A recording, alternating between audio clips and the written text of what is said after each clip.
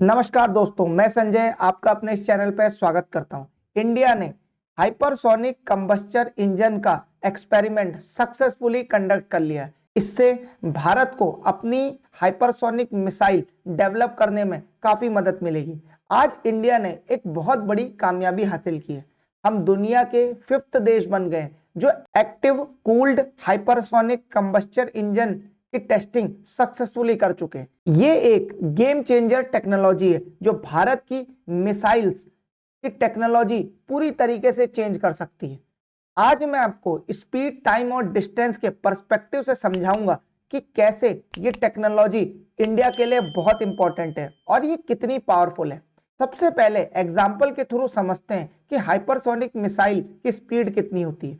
मान लीजिए बोइंग का एक एयरप्लेन न्यूयॉर्क से बीजिंग जा रहा है, इसको 17 घंटे लगेंगे।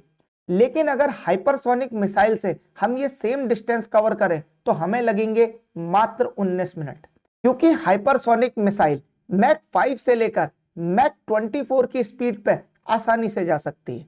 Mac 1 is equal to speed of sound. Mach 5 से लेकर 24 में जो ये इंक्रीज इन वेलोसिटी होता है, इसकी वजह से हाइपरसोनिक मिसाइल एक लीथल, अनप्रेडिक्टेबल और nearly impossible to intercept missile बन जाता है। भारत का लेटेस्ट स्क्रैमजेट कंबस्टर टेस्ट एक मेजर लीप है towards developing fully operational hypersonic cruise missile. इससे भारत की डिटरेंस कैपेबिलिटी और भी ज्यादा बढ़ेगी। अब सवाल यह है कि इंडिया ने इस पूरे टेस्ट में कौन सी दो क्रूशियल टेक्नोलॉजी की टेस्टिंग करी। इसमें दो बहुत एडवांस टेक्नोलॉजी की टेस्टिंग करी गई है। पहला है एंडोथर्मिक फ्यूल और दूसरा है थर्मल बैरियर कोटिंग। देखिए, हाइपरसोनिक मिसाइल बनाने का सबसे बड़ा चैलेंज है एक्सट्रीम हीट। जब हाइपरसोनिक मिसाइल 30 किलोमीटर की हाइट से नीचे आता है तो उसकी स्पीड की वजह से बहुत ज्यादा हीट जनरेट होती है। टेम्परेचर 1400 से 2000 सेंटीग्रेड तक पहुंच जाता है, यानी इस टेम्परेचर पे स्टील भी पिघल सकता है। यहां पे काम आता है एंडोथर्मिक फ्यूल। एंडोथर्मिक फ्यूल दो काम करता है। पहला, ये फ्यूल एक तरफ मिसाइल को थ्रस्ट देता है, उसे पावर देता है, जिसकी वजह से मिसाइल बहुत तेजी से आगे बढ़ता है। दूसरी तरफ ये मिसाइल को ओवरहीटिंग से बचाता है। आप देख रहे होंगे कि जब हाइपरसोनिक व्हीकल ऊपर से नीचे आता है तो काफी हीटेड हो जाता है। ये टेक्नोलॉजी इंश्योर करती है कि मिसाइल के एवियोनिक्स और ऑनबोर्ड सिस्टम ऑपरेशनल रहे एक्सट्रीम टेम्परेचर पर भी। अब बात करते हैं दूसरी टेक्नोलॉजी। दूसरी टेक्नोलॉजी है thermal barrier coating.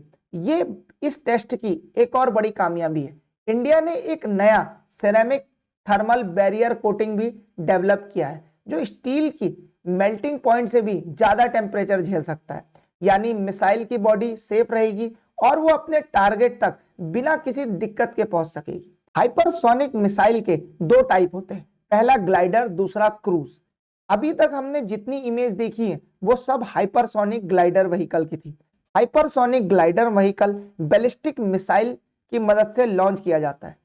Ballistic missile की मदद से इसे पहले स्पेस में पहुंचाया जाता है, फिर वहां से ये बैलिस्टिक मिसाइल से सेपरेट हो जाता है और अपने टारगेट की तरफ ग्लाइड करता है। जब ये नीचे को आता है तो इसमें बहुत ज्यादा काइनेटिक एनर्जी होती है और जब ये अपने टारगेट से टकराता है तो वहां एक बहुत बड़ा ब्लास्ट होता है। हाइपरसोनिक मिसाइल की स्पीड बहुत ज्यादा होती है और उसका पाथ भी अनप्रिडिक्टेबल होता है, इसीलिए उसे इंटरसेप्ट करना बहुत मुश्किल होता है।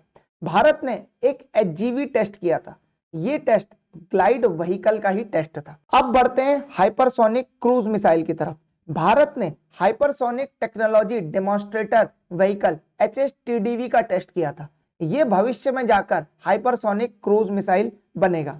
इसमें एक स्क्रैमजेट इंजन लगा रहता है और ये कंटिन्यूअस स्क्रैमजेट इंजन होता है। ये हाइपरसोनिक स्पीड को सस्टेन करता है और ये हवा, पानी और समुद्र से छोड़ा जाता है। भारत ने हाइपरसोनिक टेक्नोलॉजी डेमोन्स्ट्रेटर व्हीकल का टेस्ट भी सक्सेसफुली कंडक्ट कर लिया है। भारत ने हाइपरसोनिक ग्लाइड व्हीकल और स्क्रैमजेट पावर क्रूज मिसाइल दोनों में महारत हासिल कर ली। अब भारत जल्द ही हाइपरसोनिक मिसाइल बनाने वाला है। आप स्क्रीन में रशिया की जिरकॉन मिसाइल देख सकते हैं। इसका जो आगे का हिस्सा है वो बिल्कुल भारत के HSTDV व्हीकल जैसा दिखता है। अच्छा, इसमें और भारत के व्हीकल में एक ही डिफरेंस है कि भारत का व्हीकल अभी 120 सेकंड तक ही हाइपरसोनिक स्पीड गेन करता है, जबकि रशिया की ये मिसाइल हाइपरसोनिक मिसाइल है। अब हम डिटेल में देखते हैं कि हाइपरसोनिक वेपन होना आज की डेट में क्यों इंपॉर्टेंट है। देखिए, इंडिया के पास सेकंड स्ट्राइक कैपेबिलिटी है। इसका मतलब है अगर कोई देश भारत पर न्यूक्लियर अटैक करता है तो भारत इसके जवाब में सबमरीन के थ्रू सेकंड स्ट्राइक कैपेबिलिटी रखता है, यानी भारत उस देश पर न्यूक्लियर अटैक करेगा और इंश्योर करेगा उस देश का मैक्सिमम डैमेज हो। हाइपरसोनिक मिसाइल रिड्यूस करते हैं रिएक्शन टाइम को, साथ ही साथ ये दुश्मन देश के डिफेंस को भी आसानी से भेज सकते हैं। दूसरा पॉइंट है मिसाइल डिफेंस सिस्टम को ओवरकम करना। ट्रेडिशनल मिसाइल सिस्टम जैसे कि थार्ड और S-400 ये इनफेक्टिव है हाईली मैन्यूवर करने वाली हाइपरसोनिक मिसाइल्स के सामने। तीसरा पॉइंट आता है डुअल यूज पोटेंशियल। एक बार आप स्क्रैमजेट इंजन डेवलप कर लेते हैं तो इसका यूज हम स्पेस टेक्नोलॉजी को डेवलप करने में भी कर सकते हैं। चौथा, इससे इंडिया के एरोस्पेस डेवलपमेंट को काफी ज्यादा फायदा मिलेगा और हमारी डिपेंडेंस दूसरे कंट्रीज पे काफी घट जाएगी। अब इस वीडियो को मैं समराइज कर देता हूं ताकि ये जो टेक्निकल वीडियो है ये आपको आसानी से समझ में आ जाए। इस पूरी वीडियो में हमने डिटेल में डिस्कस करा कि भारत ने मास्टरी हासिल कर ली है स्क्रैमजेट टेक्नोलॉजी में। दूसरा, हमने ये डिस्कस किया कि इससे स्ट्रेटेजिक पावर में काफी ज्यादा इंक्रीमेंट आएगा भारत की। हम इस टेक्नोलॉजी का यूज हाइपरसोनिक मिसाइल बनाने में करेंगे, साथ ही साथ हम इसका यूज भविष्य में रॉकेट्स में भी कर सकते हैं, जिससे हमारे रॉकेट्स स्पेस में एफिशिएंटली जा पाएंगे।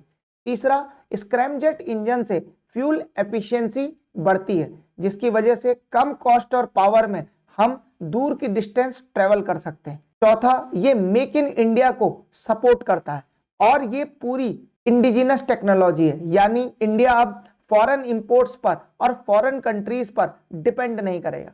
पांचवा, हम फ्यूचर रेडी रहेंगे, यानी हम भविष्य में लॉन्ग रेंज हाइपरसोनिक मिसाइल बना सकते हैं और ग्लोबल स्पेस कोलैबोरेशन में भी ये टेक्नोलॉजी बहुत इंपॉर्टेंट रोल प्ले करेगी। आज की ये टेस्टिंग सिर्फ एक एक्सपेरिमेंट ही नहीं बल्कि एक नए युग का शंखनाद है।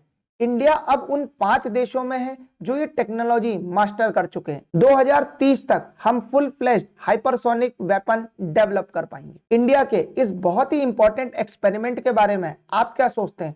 इसका और कहां-कहां यूज किया जा सकता है, ये सब आप मुझे कमेंट सेक्शन में बताइए। और अगर आपको ये वीडियो पसंद आया तो आप इस वीडियो को लाइक करें, चैनल को सब्सक्राइब करें और आप मेरे टेलीग्राम चैनल में भी जुड़ सकते हैं। इसका लिंक मैं कमेंट सेक्शन में डाल दूंगा। अब मिलते हैं अगले वीडियो में। जय हिंद, जय भारत।